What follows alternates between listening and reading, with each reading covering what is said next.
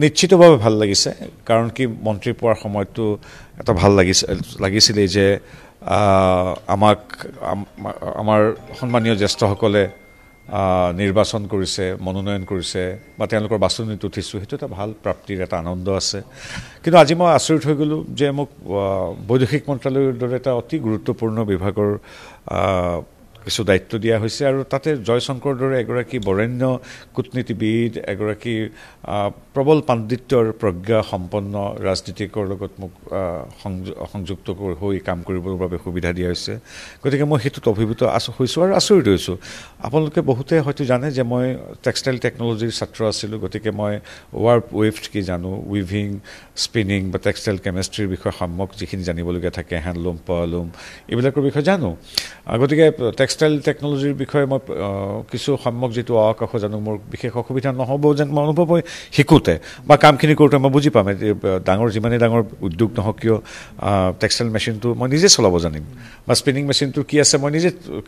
সাধাৰণখিনি মই ভাল কৰিব পাৰিম সেইটো হ'ল মোৰ এটা ব্যৱহাৰিক আৰু পুথিগত শিক্ষা বা মই নিজে তাঁত বব জানো বহুতে নাজানে মই যে জানো সেইটো কথা নাজানে আমি টেক্সটাইল টেকন'লজিত পাৱাৰলুম বা ইত্যাদিৰ লগতে হেণ্ডলুমো শিকায় আমাক জেকাৰ্ডত মই ছবি কাটিব জানো মই মানে মটিফো আঁকিব জানো কিন্তু সেইবিলাক আছে কাৰণে টেক্সটাইলটো ঠিকে আছে আৰু অসমটো টেক্সটাইলৰ বাবে বিখ্যাত মই নিজেই সংসদত প্ৰশ্ন কৰিছিলোঁ যে ভাৰতত আটাইতকৈ বেছি হেণ্ডলুম ক'ত আছে যে তাঁতৰ শাল সৰ্বাধিক আছে প্ৰায় 1.3 মিলিয়ন হয়তো পাহৰিলোঁ সংখ্যাটো 13 লাখমান আছে অসমত আৰু এইটো জনসংখ্যাৰ অনুপাতটো বাদেই দিলোঁ সংখ্যাৰ ফালৰ পৰা ভাৰতৰ ভিতৰত সৰ্বাধিক আৰু বিশ্বৰ ভিতৰতে সৰ্বাধিক হ'ব পাৰে গতিকে সেইটো কথা অসমত শুৱালকুছি যিদৰে আছে প্ৰতিখন গাঁৱতে আছে শুৱালকুছি সদৃশ বয়ন শিল্পৰ এক অপূৰ্ব পৰিৱেশ মহাত্মা গান্ধীয়ে কৈছিল যে অসমৰ শিপিনীয়ে তাঁতত সপোন আঁকিব পাৰে এণ্ঠেৰি আছামা বা মুগা কেৱল অসমত হয় গতিকে সামগ্ৰিকভাৱে এটা পৰিৱেশত আমি সকলো আমাৰ সন্মানিত দৰ্শকসকল যি টেক্সটাইল নপঢ়িব পাৰে তেওঁলোকো জানে তাঁতৰ আকাশ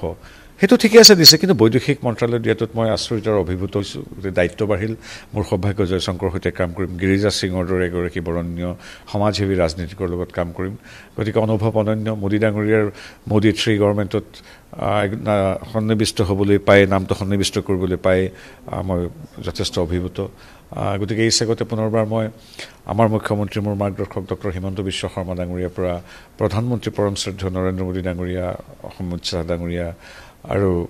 নাড্ডা ডাঙৰীয়াকে আদি কৰি পৰৱৰ্তী সময়ত গিৰিৰাজ সিং আৰু জয়শংকৰলৈ ধন্যবাদ জনাইছোঁ আন্তৰিক ধন্যবাদ প্ৰতি মুহূৰ্ততে মোৰ বুকুত কঢ়িয়ালি ফুৰ মোৰ বিজেপিৰ কাৰ্যকৰ্তাসকলৰ বাবে যিমানে যি নহওক এইখনেই মোৰ প্ৰধান কাৰণ ইয়াৰ দৰ্শন আদৰ্শই সমাজখনক ব্যক্তি সমষ্টিক বা সকলোকে ভাল পাবলৈ শিকায় আৰু ৰাষ্ট্ৰ নিৰ্মাণৰ বাবে নিজকে আত্মোৎসৰ্গা কৰিবলৈ শিকায় কেৱল বিজেপি ৰাজনৈতিক শাসন প্ৰশাসন হাতত তুলি লোৱা এটা সংস্থা নহয় ই ৰাষ্ট্ৰ সেৱাৰ্থে ৰাষ্ট্ৰ হিতাৰ্থে ৰাষ্ট্ৰ নিৰ্মাণাৰ্থে সমৰ্পিত এটা দল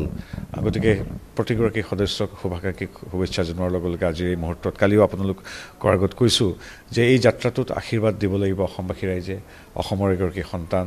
আজি আগবাঢ়ি গৈছে যাবলৈ প্ৰথম খোজটো দিছে কিন্তু মূল কথা হ'ল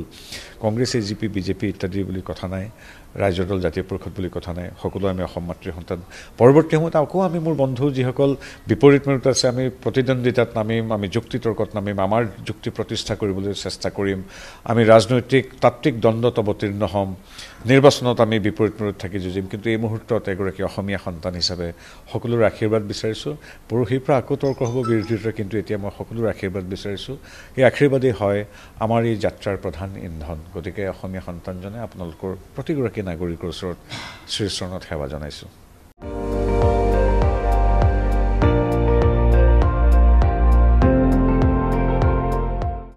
আপুনি চাই আছে ND24